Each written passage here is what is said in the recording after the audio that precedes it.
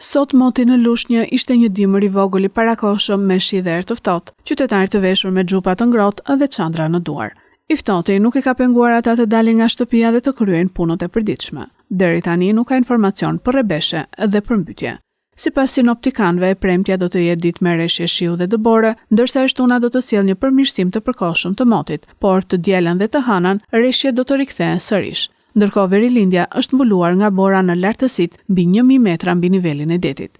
Zëvendës kryeministrja dhe një herazi ministri i infrastrukturës dhe energjetikës Belinda Balluku thotë se autoriteti rrugor shqiptar dhe kompanitë e mirëmbajtjes kanë qenë të përgatitura për situatën dhe se qarkullimi vazhdon normalisht në të gjitha akset nacionale. Muaji tetor erdhi me ulje temperaturash shoqëruar nga shiu dhe bora në veri të vendit në zonat malore.